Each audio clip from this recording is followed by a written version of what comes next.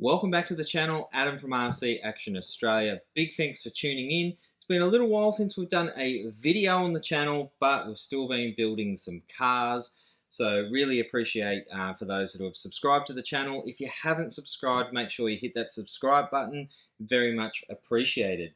So as you can see here, we have the latest release from Tamiya, the Squash van. Now I was a little bit undecided on this one when it first came out. But I watched a video, Phil from Poor Boys RC, watched his unboxing and build, and realistically the chassis, it looked completely different to what I thought, so I figured, went down to my local hobby shop. They had 5 in stock, and by that day, this was the last one left on the shelf. Got a really good price, so I figured it was a fantastic way to get the channel going again, pop a video back up online. As you can see here, it is the beautiful cobalt green. Now that is one of my favorite colors, and if you do look to my right here, you can see that even though I haven't been putting things out on YouTube, guys, I've still been building some cars. I've picked myself up a beautiful RC10 gold pan that will get on the channel very, very soon, and we've built some spectacular Kyosho buggies there as well. So given that I absolutely love this color, I love the combination of the white and the cobalt green, and you know the decals and whatnot, I figured I've done a few cobalt green cars. Let's switch this one up and let's go non-box art. Now, if you have already seen Gavin's video over at RC Kicks, he mentions that he's copying a YouTuber with going non-box art. Now, obviously, that YouTuber is me, little old me down here in Australia, so super stoked. I talk to Gav on a regular basis, and he's always a big supporter of the channel and helping me, so it's really, really nice to get his feedback. As you can see, we have gone a blue. Now, this is the dark metallic blue. I've put some pearl, I've put some lame flake and everything in there as well. So not really sure if that's coming across on the camera. But as you can see, it looks absolutely spectacular in my opinion. The blue and the white really, really goes together with the pumpkin decals. The other thing too that I was surprised about is that the gold on the decals is quite metallic gold as well. So that was a nice little sort of surprise that I found out once I'd already built the kit. Painted up the body and went to the decals. So that's the Squash fan. Let's have a look at the chassis and I'll let you know what I think. I did get it outside for a quick little run, and it just absolutely brought a smile to my face, and it's, you know, I think this represents classic Tamiya, and yeah, it was a fantastic build to get me back into the hobby after I'd sort of had a little bit of absence online. You could say kind of lost my sort of appetite to put out videos. I've still been active on my Facebook and YouTube, Facebook and Instagram channels, and obviously I've still been doing some custom cars as well. So let's have a look at the chassis and I'll let you know what I think. Okay, so let's take the body off. We'll do a quick little close-up of the body as well. So before we get onto the chassis, the body, there are some white decals that you can put around the transition of your paint line. I was super happy with the line that I had using masking tape that I did and going around it with a really fine blade. And then a little tip that I'd learned off a few YouTubers is once you get that, if you spray a little bit of matte clear around your mask lines, it'll seep into any little cracks that you may have with your masking. It'll fill those, so then when you come back with your color, you should get a very, very nice sharp line. Couple of tricks with the decals, especially the bumper bar decals here. If if I could go back, I probably would have masked these off and painted them silver, but I ended up getting quite a good finish using just the decals that were supplied and using a hairdryer to really heat them up and get a good solid adhesion, plus go around all the curves. The fine window masks and some of the door handle masks, I found after sort of applying them, especially with the back tail light masks as well, that they started to peel just because they're quite small decals. Really needed to go over them with either a hairdryer on the heat setting to really activate that glue and to get them stuck down. But hopefully we can get that lame flake and the pearl white on camera a little bit better there. I took it out for a run today, but it was after the sort of sun went down, so it didn't really get that full-on metallic effect with the paint. So hopefully it's come across there on the camera. The body itself, absolutely fantastic, beautiful design, and I can see a lot of people probably buying this and putting onto other chassis and monster trucks and whatnot. So onto the chassis. I do apologise if I look like I'm sweating. It's about 40 degrees here today. And I'm out in the garage where it's quite warm, so let's make this one quite a quick little video before we melt down here.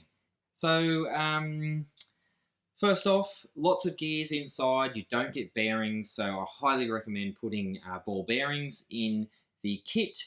Huge monster truck style tyres. I think these wheels came out once before on the Wild Dagger in like a silver colour. So we've seen these wheels reissued in white. The chassis itself reminded me very much of the old Tamiya TL-01 chassis, this main sort of chassis with a gearbox. And actually, as I was building it, brought back a lot of memories because my first RC car was a TL-01. And the lower arms, the hubs, steering knuckles, everything like that is actually TL-01 parts tree parts. So brought back a lot of memories for me building this one here. Another thing that I really liked about the chassis was a big thing for me is neat wiring. So as you can see there, we're able to track the wiring and get it nicely secured onto the chassis as well. A few little upgrades that I did on the car while I was building it and thought that it might be beneficial is it comes with a stock Silver Can 540 motor. Now I actually have a few of these torque tune motors left over from some on-road kits that I had. So I figured that just because it's a large wheel car, there's a lot of gears in there, it would be quite fun to have a little bit more torque in this one and a little bit more power over the standard Silver Can. So I've put a torque tune motor in, left the standard gearing. I've just gone for a basic Hobby Wing style ESC Fly Sky receiver. And I've just used one of these basic JX servos in there. Now it's quite a quick servo. I was quite impressed with the kit.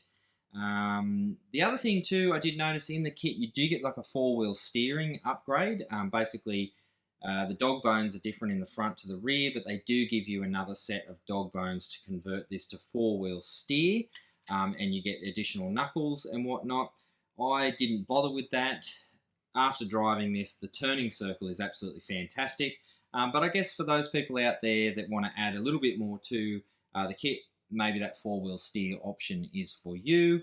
The other thing that I did do, and I had them laying around here at home, was I put some 60mm oil shocks in. Now, they're the Racing 60mm shocks. They fit on the car quite nicely. I did use them with the standard lower arm that they come with. They were a little bit short, so I've put the extended lower sort of loop arm on the shocks, and that seems to be around the same ride height as the standard shock. So it's probably 60 to 65 millimeters is the shock height that you want to go with on this kit. I'll put up a little video here now of me sort of just dropping the car, showing you the shocks, the standard friction shocks versus the oil shocks. And as you can see there, it is quite an improvement over the standard friction shocks. The battery location, you've got this top battery flips up, plenty of room there for nickel metal hydride or some sort of Tamiya stick pack style of 2S lipos. I just ran this with a nickel metal hydride 6-cell. It was fast enough, nice and torquey. It felt quite stable. The steering was, if anything, I probably would have dialed it back and given it a little bit less steering travel. It's nice and smooth. As I said, the diffs are quite smooth. You put the bearings throughout the chassis, and as you can see, it does roll quite nicely. It's got that classic Tamiya sound to it.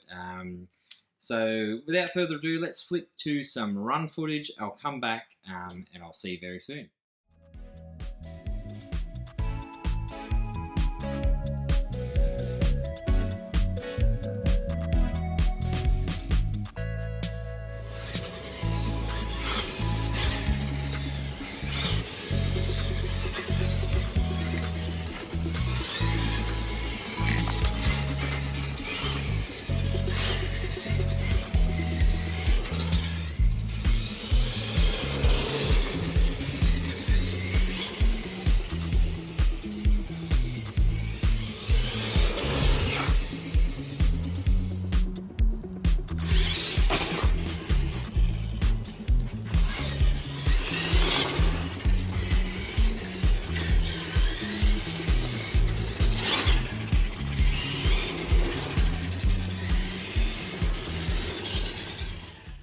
Hopefully you've enjoyed today's video. This definitely brought a smile to my face, building it and painting it up, and I'm super happy with the finished result.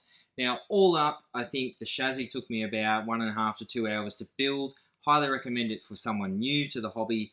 Paint-wise, if you didn't do the metallics and the pearls and whatnot, it's just a matter of masking off the top section, spraying one color, undoing your masking, spraying, and then backing it with a color if you want to. I always back my whites with silver and any other colors with black or silver as well. That's fine. I always back the inside of the bodies with black. That way when you look through, you sort of don't see the color, but you don't have to do that because paint can be quite expensive. So all up, this was an absolute spectacular build.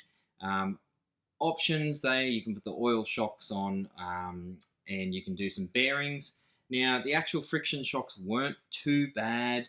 You do put grease in them. They're a little bit different to the pogo stick design that we are used to with our on-road cars, so I think you probably get away with it. It adds to the character of the car if you didn't have the money to do the oil shock upgrade. I had them laying around, so that's why I put them on. But basically for $200 and something, it's an awesome kit. Throw some radio gear in, go and have some fun. This is classic Tamiya at its best. Till the next video, thanks for watching. Hit like and subscribe to support the channel, and we're soon about to crack that 4,000 subscribers, so make sure you definitely hit that subscribe button. We usually do a nice giveaway every 1,000 subscribers, so stay tuned for that one. Bye.